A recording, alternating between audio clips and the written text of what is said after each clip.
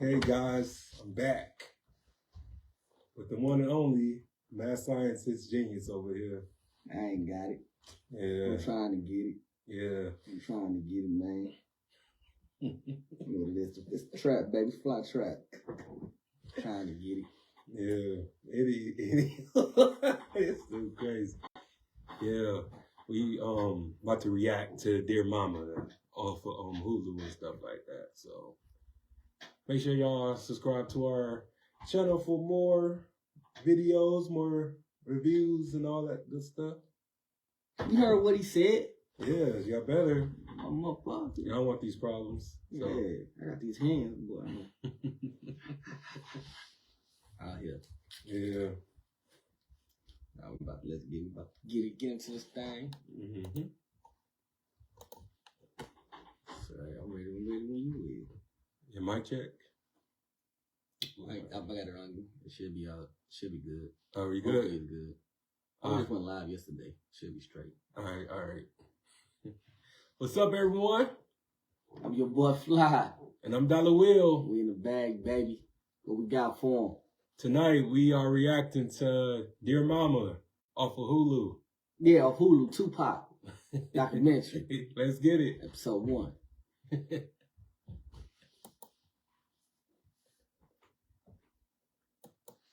That's good. That was good. I'll let you start this thing off since you're a Tupac fan and all. Hey, though, I'm just here. Hey, it was good, everybody, man. We missed y'all and everything. So tonight we are reacting to the documentary Dear Mama off of Hulu. Yeah, you heard what he said. We reacting to Dear Mama, the documentary Tupac. You know what I'm saying? I know a lot of people know about the Tupac story, but this time they go on more in depth with the situation, a little bit behind the scenes, little nuances and stuff like that. So it's an hour. It was an hour. First episode was an hour. Mm-hmm. Every episode an hour. Yeah, like an hour and some change or whatever.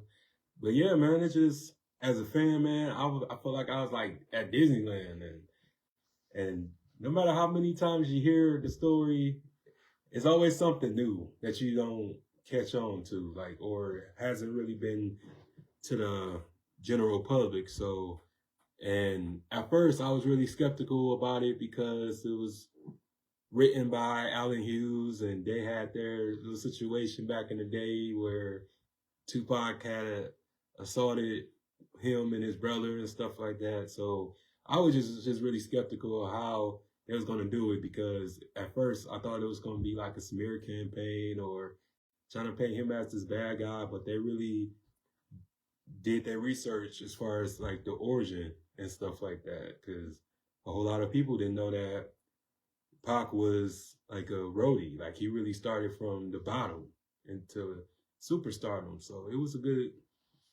episode. Yeah, they had a lot of stuff going on. Far as, you know, they talk about his mama and stuff, how everybody knows she was on drugs, but the knowledge she put in, you know what I'm saying, put the work in, put it in his head and stuff. Mm-hmm. He was always educated, always wanted to learn more. If y'all ain't know, even I knew, you know what I'm saying. You know, he was a ballet dancer.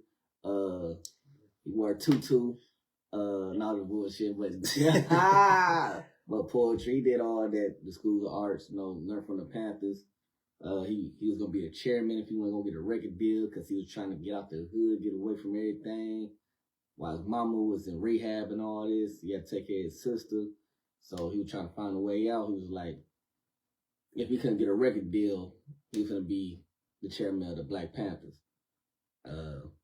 So his managers was like, yeah, we're going to try to hook him up with Digital Underground.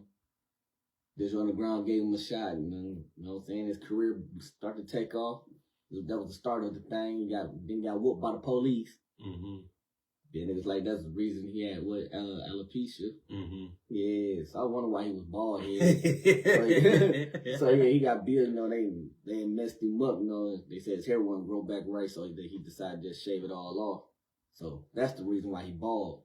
Mm-hmm. But it's a lot of stuff. They were talking about how the new Black Panthers, how they was putting it together and stuff, how they was recruiting and all this.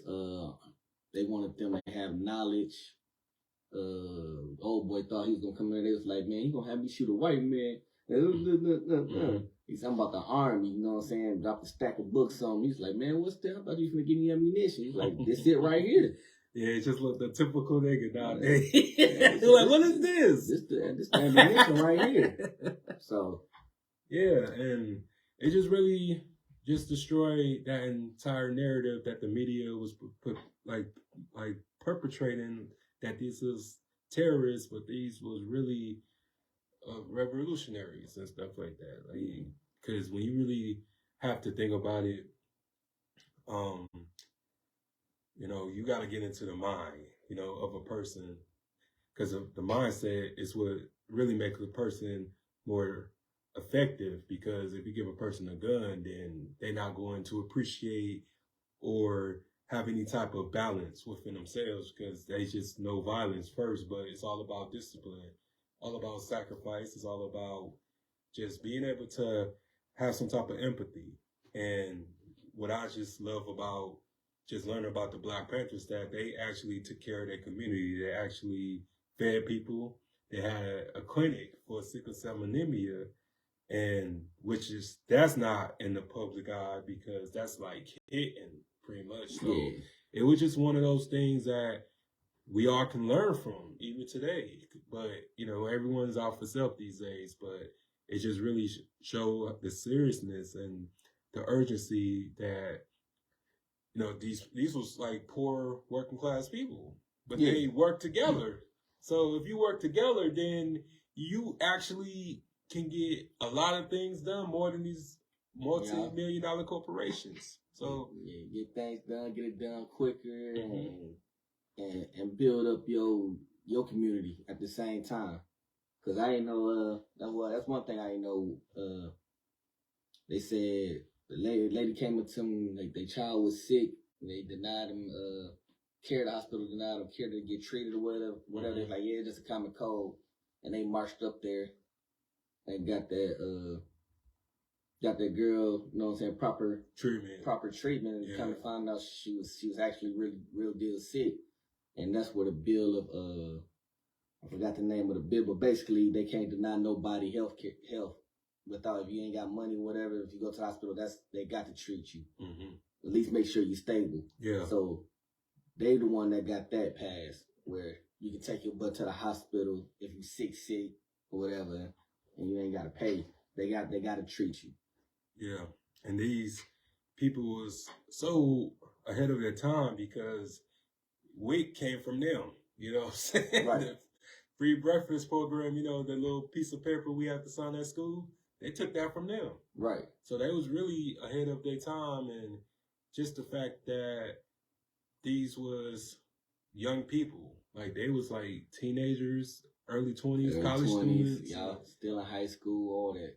But just really just a mind of a 30, 40-year-old, and you could just tell just from the influence of his upbringing from his mother, what she taught him. And because I remember hearing a story that whenever he was like punished, she would make him read like an article in the New York Times, and he had to summarize what he learned as his punishment. But really, she was making sure that he was articulate, that he was smart, and that he was able to just analyze things and just be very outspoken and voiceless and stuff. But Digital Underground said he was always reading something. He said about time we got moving, Pac already, he been up.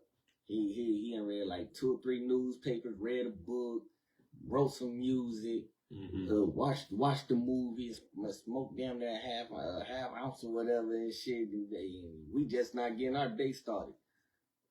And it's just crazy. Like, he only had like a 5-year reign. A lot of people think he was around for a long time, but he was actually in the game for 5 years before his untimely death.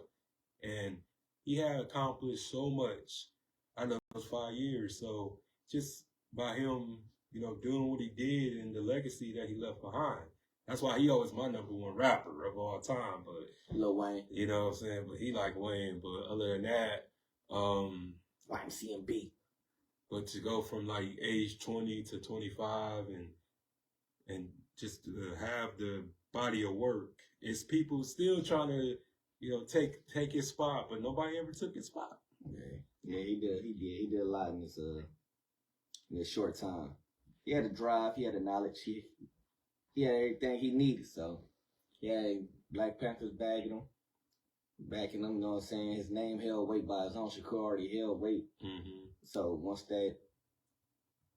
was crazy to me when I looked at it, that when he was having his debut video about the police and stuff, it's the same day he get whooped by the police and go to jail and stuff. You know what I'm saying? It was just like it was meant to happen or something like that.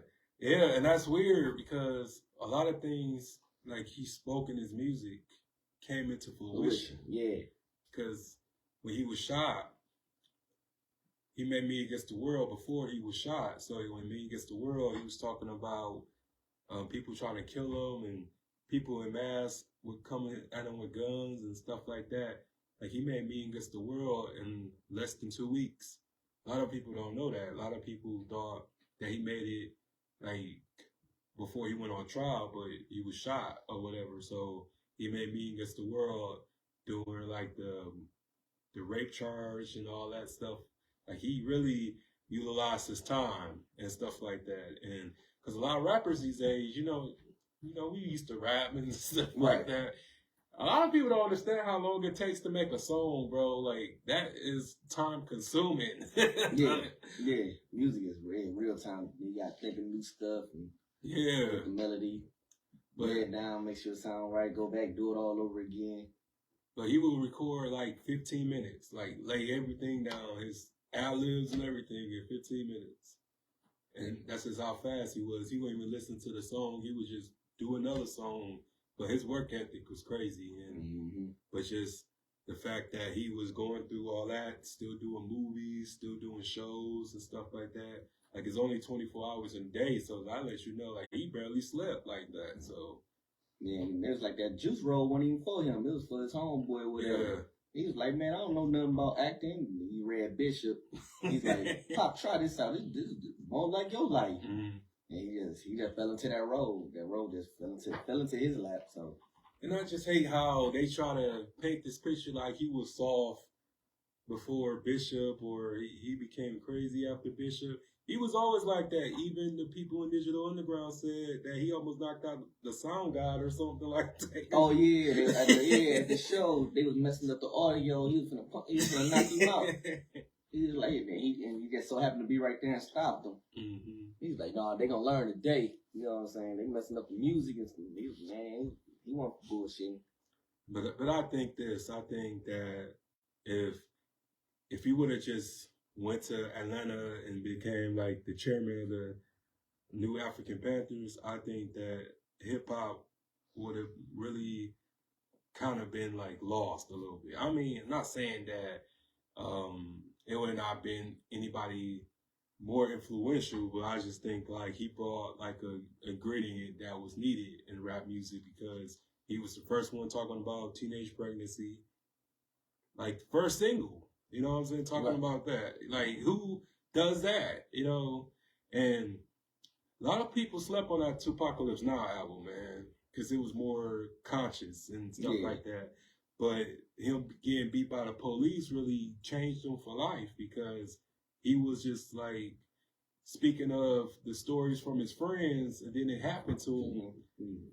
And he was set up, you know what I'm saying? Like, because I got the book by John Potash, shout out to him for coming on my show. But yeah, he wrote in the book that it was a whole lot of incidences that the FBI and CIA counterintelligence was coming after him. And that was just one of the incidents that were like assassination attempts and stuff. Yeah. I believe it. They was going off his last name. They know who you are. They know who your people is. They know your background. Yeah, y'all ain't finna have no uproar. They gotta get you up out of there. Oh, hell yeah, man. They gotta get you out of there in the Panthers. They already working on getting the Panthers out of there. Now you in mainstream too? Nah. Somebody gotta go. Did you know his aunt, Asada and him was in the same prison? I heard, yeah. Ain't that crazy? I heard about that, yeah. Because Clinton Correctional Facility is a male's prison. So they put her in a male's prison. Oh, that's crazy. And then years later down the road, he at the same prison. So just imagine just the stuff he was going through. A lot of people don't take that to consideration because all they saw when he got out of jail, he was crazy. He was a madman and this and that. But shoot, he was being abused by guards. And the worst thing to be is a rapist in jail, in prison. You know, that's the worst thing ever. Like, that's a death warrant, you know? Basically. So he was, you know, set up for a crime that he didn't commit. But it just shows you just the power that he had because you had the powers to be, you know what I'm saying, to try to stop him. But they try to use the public to, you know. Yeah, the media and all that to change the narrative. And then get out and become a bigger star than he ever was. So that's why I say, man, like he has the best story ever to me as a rapper, you know. But just the fact that he still cared about people, he helped the homeless, he was helping the youth, and yeah, like you said, he said it wasn't just about color. He wanted to help all youth, all people, poor and all that. He just wanted to be on a fair playing field. That's all that was. Mm-hmm. Yeah, absolutely. And that's why I just, you know, do my part because he really give everyone a blueprint to be the best that they can be in whatever area that you do or whatever gift that you have, you know what I'm saying? Use it to the best of your abilities. Yeah. You know, so. Yeah, man. Yeah. So, you know, he already watched the other episodes. I gotta go back and watch. Well, I have to go watch them. That was just episode 1, hour long. So if you ain't got nothing to do, man, go check it out. Especially if you're a Tupac fan or you're like older rap, you know what I'm saying? Like the history, even if you just want the history of rap, because there's a lot of history of rap in there too. So, yeah, make sure you go check it out, you know what I'm saying? Yeah, because I'm going to be checking it out weekly, so. You know he going to check it out. You know he checking it out. I'm the Marvel one, so. Yeah. And I'll be going to Comic-Con this year in Detroit. I'm going to try to catch some footage for y'all and some pictures. Lawrence Miles Morales. Y'all already know. Black Spider-Man. All right, y'all. Until next time. Peace. Yeah, that's fire. Light work. Yeah. Thank y'all.